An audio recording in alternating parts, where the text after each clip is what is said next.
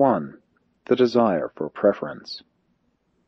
When the apostles had been shown upstairs by John Mark, they beheld a large and commodious chamber, which was completely furnished for the supper, and observed that the bread, wine, water, and herbs were all in readiness on one end of the table.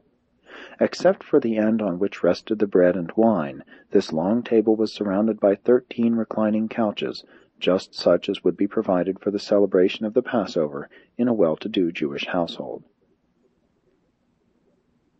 As the 12 entered this upper chamber, they noticed, just inside the door, the pitchers of water, the basins, and towels for laving their dusty feet, and since no servant had been provided to render this service, the apostles began to look at one another as soon as John Mark had left them, and each began to think within himself, "Who shall wash our feet?" And each likewise thought that it would not be he who would thus seem to act as the servant of the others. As they stood there, debating in their hearts, they surveyed the seating arrangement of the table, taking note of the higher divan of the host, with 1 couch on the right, and 11 arranged around the table, on up to opposite this second seat of honor, on the host's right. They expected the master to arrive any moment, but they were in a quandary as to whether they should seat themselves, or await his coming, and depend on him to assign them their places. While they hesitated, Judas stepped over to the seat of honor, at the left of the host, and signified that he intended there to recline as the preferred guest. This act of Judas immediately stirred up a heated dispute among the other apostles. Judas had no sooner seized the seat of honor than John Zebedee laid claim to the next preferred seat, the one on the right of the host. Simon Peter was so enraged at this assumption of choice positions by Judas and John that, as the other angry apostles looked on, he marched clear around the table and took his place on the lowest couch, the end of the seating order and just opposite to that chosen by John Zebedee.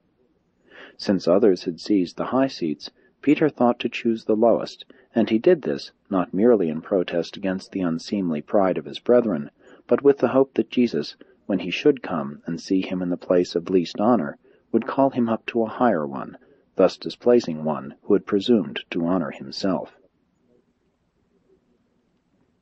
With the highest and the lowest positions thus occupied, the rest of the apostles chose places, some near Judas and some near Peter, until all were located.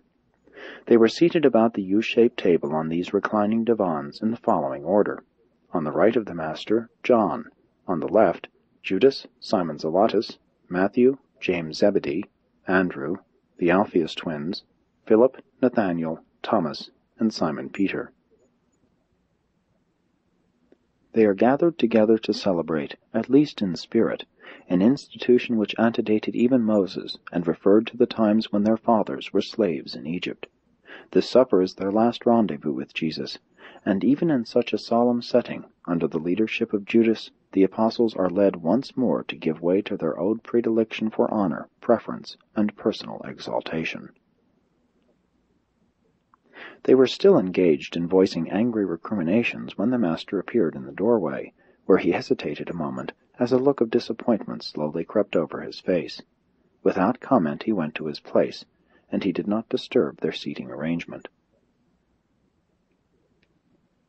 They were now ready to begin the supper, except that their feet were still unwashed, and they were in anything but a pleasant frame of mind. When the master arrived, they were still engaged in making uncomplimentary remarks about one another, to say nothing of the thoughts of some who had sufficient emotional control to refrain from publicly expressing their feelings.